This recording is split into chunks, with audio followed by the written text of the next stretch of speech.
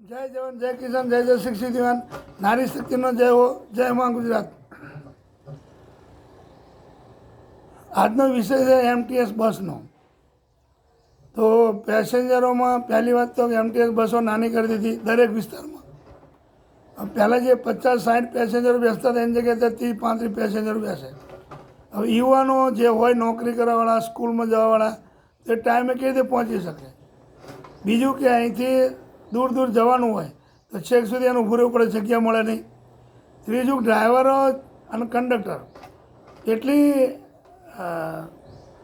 હદ ઉપરની, હવે શું કહેવું, મારે શબ્દો મારા માટે નીકળી જાય ખરાબ, કે 5 મિનિટ બાકી હોય ને તો બી અંદર બેસવા દેતા નથી. હવે દાખલા તરીકે હું 15 મિનિટ પહેલાં હું આવ્યો તો મારો પહેલો નંબર આવી જાય તો મને બસમાં જગ્યા મળે. પણ એ 5 મિનિટ પછી ખોલે તો ધક્કા ધુક્કીમાં હું તો રહી જાઉં, મને તો જગ્યા જ ના મળે. બીજું કંઈ પણ પ્રોબ્લેમ હોય એમટીએસમાં, કંડક્ટરને કંઈ કહેવાતું જ નથી, સાઈડમાં બસ કરી નાખશે અને ચલો પોલીસ સ્ટેશન લઈ લો. પણ હકીકતમાં કોઈ ફરિયાદ બુક નથી એમની જોડે, કે સરકારે કોઈ એવું કોઈ આપ્યું જ નથી. ફરિયાદ બુક આપી હોય તો કંડક્ટર આપી નથી, આપણે માથાકૂટ કરી એટલે શું કરે, સાઈડમાં કરી નાખે, બસ ચલો પોલીસ લઈ લો. એટલે બધા જે અંદરના બેઠેલા પેસેન્જરને ઉતાવળ હોય એટલે બધા પેસેન્જરો શું કરે, આપણા પર ચડી ગયા, કંઈ બી બેસવાનું નોકરીનું મોડું થાય. તો આ એક પબ્લિકને હેરાન કરવાનો એક આડત્રીક પોઈન્ટ છે, પણ સરકારે ધ્યાન આપવાની જરૂર છે. બીજું કે બસ ટાઈમસર ઉપડતી નથી, 5 મિનિટ વહેલા ઉપડી જાય, 5 મિનિટ મોડા પડે. એ શું કરે, બીજી બસ આવવાની હોય ને એની રાહ જુએ, એ બસ જતી રહે ને પછી ઉપાડે. એટલે પેસેન્જર લેવાનું પણ જોર આવે અમને. સ્ટેન્ડ ઉપર પેસેન્જર ઊભા હોય તો પણ નહીં લેતા, અને કોઈ ફરિયાદ તો સાંભળતું જ નહીં, ખાલી નામનું હોય. એમટીએસ બસની પાછળ વોટ્સએપ નંબર લગે બધું, અને ફરિયાદ કરે ને તો પેલાને બોલાવી લે કે ભાઈ તારી એક કમ્પ્લેન આવી જાય, જવાબ આપી દે, પતી ગયું.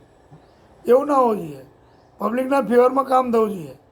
તમે વોટ્સએપ નંબર આપો છો, તમને કમ્પ્લેન મોકલે છે, તમે એનો વ્યવસ્થિત જવાબ આપો, અને કંડક્ટર ડ્રાઈવરો એને જે જેની કમ્પ્લેન હોય એને તમે ધ્યાન આપી અને એને કંટ્રોલ કરો.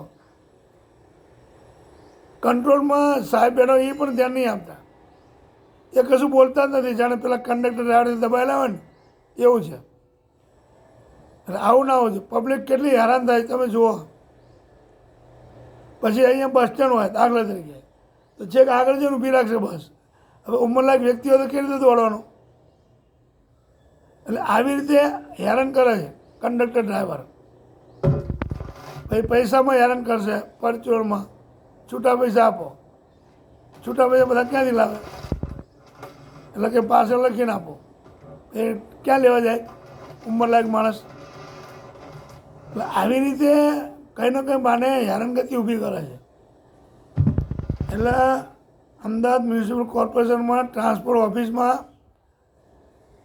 મારી વિનંતી છે ચેરમેન સાહેબને કે મોટી બસો રાખો, અને જો નાની બસો કરો તો ડબલ કરી નાખો, જેથી બધાના અંદર બેસીને જવાની સુવિધા મળે.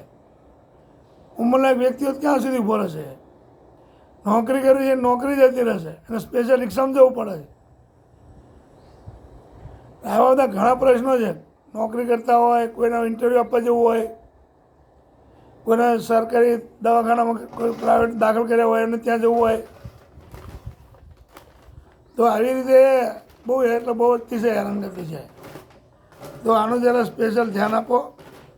ભલે તમે કોન્ટ્રાક્ટ આપ્યો તો ભલે આપ્યો, પણ આનું જો ધ્યાન આપો.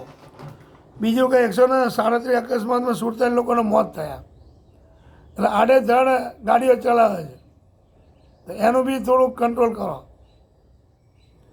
અને દરેક વિસ્તારમાં, અમદાવાદની વાત નહીં કરતો, દરેક વિસ્તારમાં, દરેક મહાનગરપાલિકામાં પેસેન્જરને જગ્યા મળે, સમયસર બસ મળે, અને ડ્રાઈવર કંડક્ટર રિસ્પેક્ટ કરે એવું કંઈક આયોજન કરો, અને એવો પારદર્શક વહીવટ કરો. તો આની અંદર બધાને ફાયદો રહે. આ તો અંદર બેસ આપણે કંડક્ટરને કંઈ ના કહેવાય. કોઈને શું કહે તું તારું કામ કર. કંડક્ટરને કોઈ સભ્યતા નથી બોલવાની, કોની જોડે શું બોલવું એ. બહુ કરીએ એટલે સાઈડમાં બસ કરી નાખે, ચલો પોલીસની બસ લઈ લો. એટલે અંદર બેઠેલા બધા પબ્લિકને હેરાનગતિ થાય. બીજું કે ચેકિંગ માસ્ટર જે હોય છે એમને સ્પેશિયલ વાહન વ્યવસ્થા આપી છે, તો છતાં આ લોકો શું કરે છે, હાઈવે ઉપર ગમે ત્યાં વાહન ઊભું રાખે, અને એ વાહનને ઊભું રાખે એટલે બસે ઊભી રાખે. તો ભાઈ વાહન આપવાની જરૂર ક્યાં છે? બસમાં જતા રહો, બીજી બસો અમે ચડી જાઓ, ત્રીજી બસો અમે ચડી જાઓ. અમને વાહન વ્યવહારની જરૂર જ નથી ને. એ જ બસમાં મેમો ફાળો, કેસ મળી જાય તો એને ને એને એ બસમાં લઈ જાઓ બીજા. તો આવું કંઈ કરો તો બસનો કોઈ મતલબ નહીં ને. કોઈને નોકરીનું મોડું થયું, કોઈને ક્યાંય જવાનું હોય, ઇન્ટરવ્યૂ આપવા જવાનું હોય, કોઈને હાજરમાદા હોય, જલ્દી પહોંચવાનું હોય, એના પોતાના કામથી પહોંચવાનું હોય. હવે એમાં ચેકિંગ માસ્ટર શું કરે, બસ જ ઊભી રાખે ત્યાં. અહીંયા ઇકો પડી હોય અને બસ ઊભી રાખે. ચેકિંગ પૂરું ના થાય ત્યાં સુધી બસ ત્યાંથી ઉપડતી નથી. તો ભાઈ તમને ઇકો વાહન વ્યવસ્થા આપવાની જરૂર શું? તો આવી રીતે મનુષ્ય વર્તન કેવી રીતે ચાલશે? કોઈને હરખો જવાબ નહીં મળતો, કોઈને નહીં. આવું કેમ? પબ્લિકના પૈસા તમને પગાર મળે છતાં આવું કરો તમે? દરેકને સરખો જવાબ આપો. બેન દીકરી હોય, ઉંમરલાયક વ્યક્તિ હોય, ઉંમરલાયક બેન હોય, માજી હોય. અને બીજું, કંડક્ટરને માનવતા રાખો. અતિશય ઉંમરવાળા હોય ને તો કોઈ છોકરાને ઊભો કરીને બેહાડી દેવાના કે કાકા બેહો અહીંયા. 70-80 વર્ષના હોય એ ઊભા રહે ફફડતા બસમાં, અને છોકરાઓ મસ્ત રીતે બેઠા હોય, હાઈસ્કૂલના હોય કે પ્રાથમિકના. તો એ કંડક્ટર કહી ના કે ઉપર બેઠા કાકાને બેહવા દે. માનવતા જ મરી ગઈ બિલકુલ. સ્કૂલના છોકરાઓમાં જે હોય તે પણ કંડક્ટરે આટલું ધ્યાન રાખવું જોઈએ. ઉંમરલાયક વ્યક્તિ હોય એને ક્યાં ઉતરવું છે, ઊભી રાખીને ઉતારો અને બેસવાની વ્યવસ્થા કરો. એટલે એમટીએસના ચેરમેન સાહેબ, તમે જ્યાં નાની બસો મૂકી વાંધો નહીં, ભલે નવી મૂકી, પણ ત્યાં બહુ એટલે બહુ ભીડ થાય છે, એટલે ડબલ મૂકો બસ. એટલે માણસને હેરાનગતિ ના થાય. આ તો એક બસ જતી એટલે બીજી અડધો કલાક પછી મૂકે, ત્યાં સુધી પેલાને મોડું થયું એટલે બસમાં નહીં રિક્ષામાં જાય, ડબલ ભાડું કરશે. આવું ના હોવું જોઈએ. બીજું, એમટીએસ બસ ઊભી છે તો એને 15 મિનિટ બાકી હોય અને બસને બાણું ખોલી નાખતા શું વાંધો પડે? શાંતિથી બેસે ને અંદર. ભલે તમારે ટાઈમે જે ટાઈમ હોય ટાઈમે જ ઉપાડો, તમને કોણ કહેવા આવે? આવે તો કહી દો ભાઈ ટાઈમે ઉપડશે. પણ તમે નીચે બધાને ઉભા રાખો. ઉંમરલાયક વ્યક્તિ ચડી જ નહીં શકવાનો ને, એને તો ઊભું જ રહેવાનું ને. તો આવું કેમ કરો? એટલે સત્વરે ખાસ ધ્યાન રાખો.